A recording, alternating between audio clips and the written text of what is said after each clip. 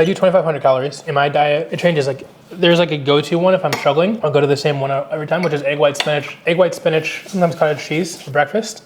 And then for lunch, I'll do chicken tenderloin with rice or potatoes, depending on which one I have in the pantry. Yep. And then I'll do some kind of vegetable, and then some kind of fruit for a snack, whether it's a clementine, whether it's maybe if it's not fruit, it's gonna be Greek yogurt with Jello packets. And then dinner time, steak, potatoes, and then some kind of vegetable. And then always have that dessert. So it's either a Ninja Creamy or a Yasso bar. What's a Yasso bar? I don't know this one. Oh, I don't think you have them here. No. Yasso bars are in the States. It's a Greek yogurt bar, 100 calories per bar. Well, I have Greek yogurt ice cream bars in the fridge all the time. I have 100 calorie bars. Yep. So I don't eat ice cream anymore. It was I call them trigger foods. Okay. So when I would eat ice cream, I would eat the 2 liter. It would be gone. Yeah. Same with cereals. So I stopped buying like regular cereals, and I just cut them out because they would just make me too hungry. Do you do any creamies? Creamy I have in the freezer as well, like pre-made creamies. I used to just do the protein like in the blender. Yeah. I used to make them all like that, and they were much bigger. Creamies are a bit better tasting, but much higher calorie density. So if I was really trying to cut weight, I wouldn't really want to use a creamy versus like having the bigger blender full. The blender one? Like it would be, a blender full would be like 6 to 8 cups. We just made one a week ago. Do you know Nick, Exercise for Cheat Meals? Oh yeah. So we did it with him. He came to Columbus and we filmed it there. And he showed me the blender recipe. I was blown away. Like 8 cups I couldn't finish it. Yeah, he's got really good recipes. And what's interesting is 5 years ago or so, there's a guy, Nick, who calls me on a client phone call, and he was talking to me, he said, do you think I should quit my job to do YouTube or not? And I said, well, I would not quit your job until you have enough proof that you can do well in what you're doing. Like you should make sure you have a job and do it as a part-time thing. So I remember having a phone call with him back, whatever, years ago, where he was like trying to decide if he should go full on making recipes for videos and whatnot. So I never had heard of him before that. Yeah. So yeah. He spent like almost a week there. Nice. Back home in Columbus himself. Yeah, he has really good ice cream recipes. And he made the apple pie one. That was him, apple pie. Yeah. So good. Yeah, he spends a lot of time doing that stuff for sure. Which of these is your favorite from what you've tried? Well, the blueberry one, went down so smooth. And I could see myself, I would probably I like the apple one the most. The problem is with me, the apple one is made into a pan, a sheet pan. You would eat the whole thing? You have to portion it yourself. And I don't like things that I have to portion myself. It gives me too many choices to eat more than what you're supposed to. So I prefer to do, like, I was reading your whole cookbook and I kind of acknowledge that I prefer to probably do things that are individually cooked versus prepped a long period of time. Like even if I make meal prep at home, I like to make meal prep every single day versus making meal prep for a week. So having the options in the fridge, like knowing, okay, there's 17 French toasts, it would be like very difficult to not. My brain would want the French toast. To me, that means that you're probably eating in a really big deficit. Like you're probably eating substantially less calories than your body wants. Yeah. Have you ever considered using like Ozempic or any of these GLPs? So we added a GLP one like 4 months ago.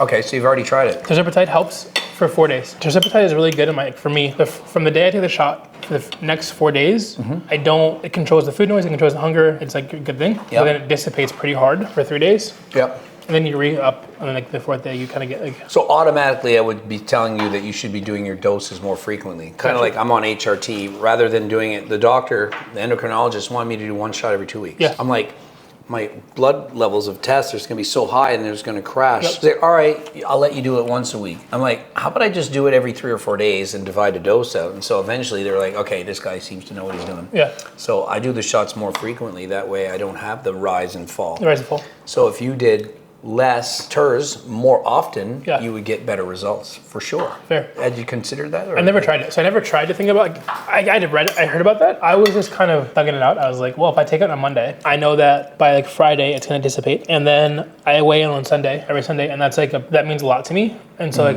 I just try to like lock in for those days. 50-50 if I do it or not, it's harder. So like I think like if I split it up, maybe it works better. I didn't feel that too much effects at 7.5.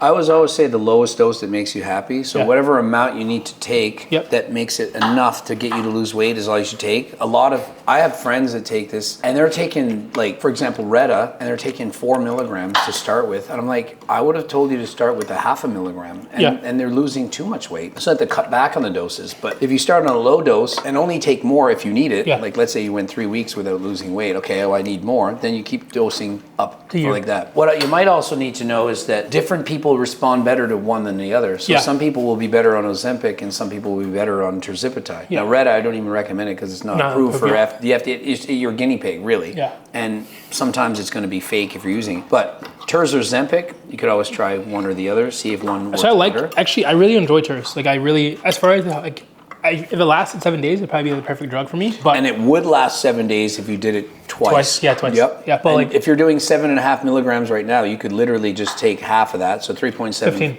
Oh, you're doing 15? Yeah. 15 per week? Yeah. So do 7.5 twice a week. But have you tried Ozempic? I haven't tried Ozempic. So you would want to, I would experiment with a different one to see maybe this is responding a little bit easier for me. Fair.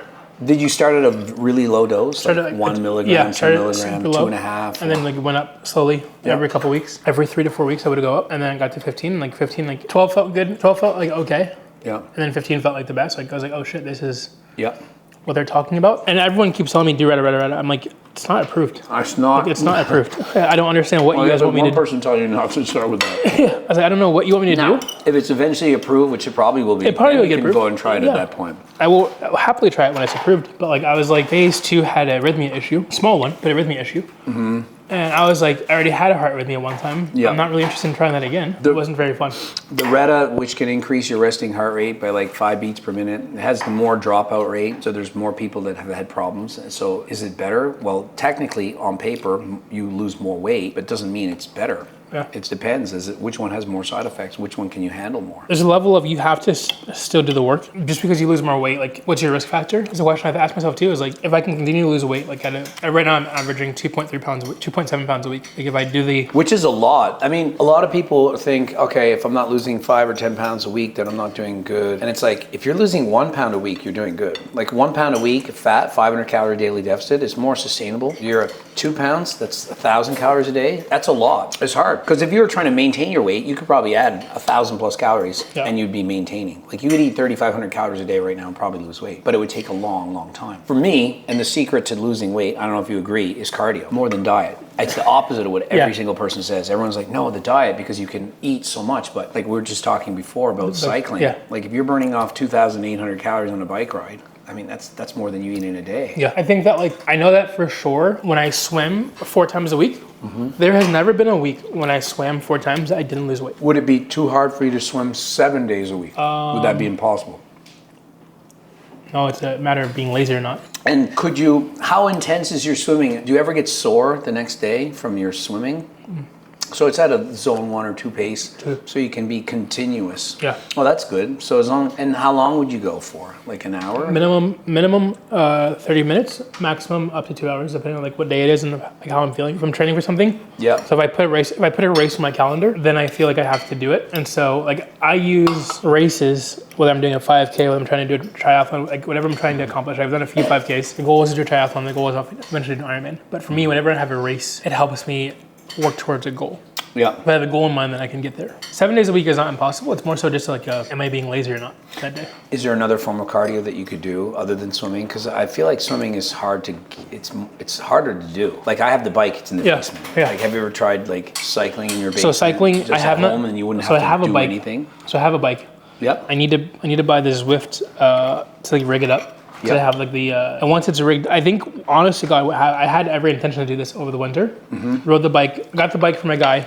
So a guy in Florida, his name is CT, he gifted me the bike. He was 500 and something pounds and he bought it. It was like a bike rated for that weight and he lost like 100 pounds. And so he bought a new bike and he was like, hey, I have this bike just sitting here. Like if you pay for shipping, I'll give it to you. Yeah. So he gifted me the bike and then I rode it twice. And the second time I rode it, I fell off and like almost ran into like a bridge and stuff. And I was like, yeah, this is, I got discouraged. Yeah. And then I was like, I'm done with this for now, but I keep going back to it. It's in the garage. I look at it every day. I'm like, I need to get this out. You have to defeat this. Like you can't let the story end there. I just haven't pulled it out yet. Coming here, seeing your bike set up, seeing all the bikes, I'm like, holy shit, like this is, because to your point, if it's in the basement. It's right in the basement. Like you have no excuse. I have a bike, you see it right there, but that's still more work. Yeah. I have to get my bike shorts out and I have to put this and my helmet and the shoes. And then by the time I'm there, it's more work to get out the door versus I can walk down the stairs and put my shoes on and be on a bicycle within like 30 seconds. So there's less preventing me from doing that. Yeah. Just like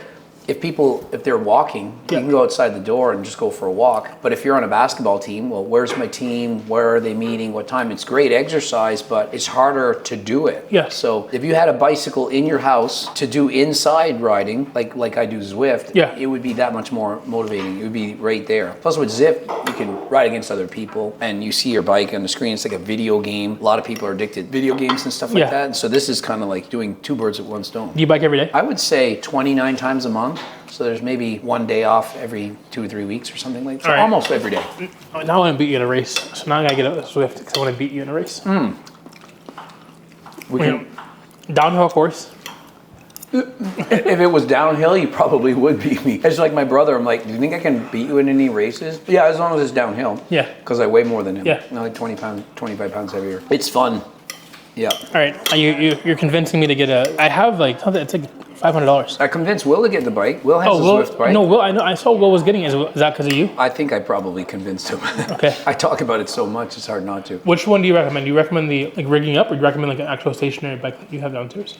The stationary one is way better. It's smoother. It's like it's made just for Zwift. Okay. When you buy like a stationary bike, it's like you can buy a bike like mine and put it on top of the machine, but it's way more work. It's more noisy. Yeah. What I have downstairs is like the ultimate setup. Perfect. Now, if you don't want to race on Zwift and you just want a bike like the ones I have on the side there, there's like that one life cycle. No, I think that those are great, but you can't race with it. Gamifying it is like super cool. Like I think that's the most important thing because like I'm ultra competitive.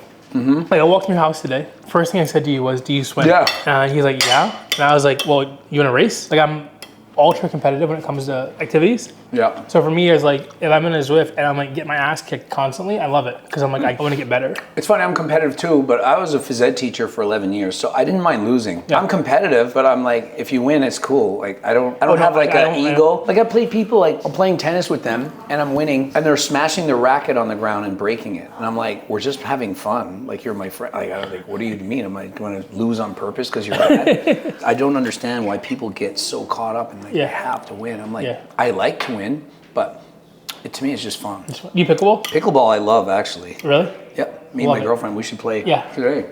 Yeah, if we have, I got tons of pickleball. Everything was about like blue lobsters, so I got these little blue crabs. Oh, these are nice. They're cheap paddles, but I have some good ones. But the one day they had a blue ball. I was like, I have to get it. Yeah. I bought so I have a Fat Boy pickle paddle. What's that? I have a Fat Boy pickleball paddle. What does that mean? So it's like a normal paddle, but it's called Fat Boy. Is it like a thicker grip or something? No. Like Nope, exactly. It just has like a donut in the middle. And I think it's I can't picture it. I think it's super cool. Let me show you. Yeah. I actually have for my birthday the last 2 years, I had something called the Zaddy Cup. Okay. And we were like teaming up and playing with all the people because I'm 50. So we have a trophy, and every year the team that wins gets the trophy and stuff like that. This was, very good. I would ask, what was the calories on each of these again? 3 of these was 440. 3 of those was 400. And this was, I think it was 260 something for the slice. I usually eat like this plus a massive thing of fruit, like way more than that. Really? That's usually like, but today I was just eating something a bit different. But there's usually Greek yogurt, I'll dip it in. I like it because it's like badminton. Yeah. That was my best sport growing up, was badminton. Okay. So it was the most like that. Yeah. So it's just fun. Do you have a court here?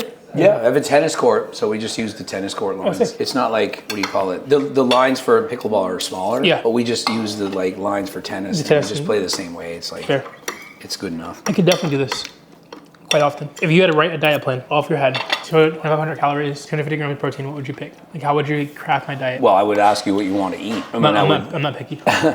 I would say you have to be full. So I would say protein ice cream would be something that I would include for sure. Okay. And I would say that popcorn is something that you should definitely try because it's so low in calories and more filling. Yeah. I would probably cut out the rice, potatoes, all the complex carbs that you're having that are more calorie dense, like smaller items, and fill up more volume. I would say you want to eat unlimited vegetables and fruits, like unlimited, so that you're eating way more of it so that you're more full. Salads, like you mentioned, spinach. Yep. So any kind of salad, I would want you to eat unlimited amounts. Yeah. Like unlimited. Like basically, I would start you off with the 1 pound of spinach on the as a base layer of the salad. Like my bowl, when I was in my like maximum diet mode, it would be way bigger than this. Okay. I had a big green bowl, so my salads would be way bigger than this. Yeah. The most salad I ever ate at once was 6 pounds, 600 and something calories. Like it was just nothing for calories. Yeah.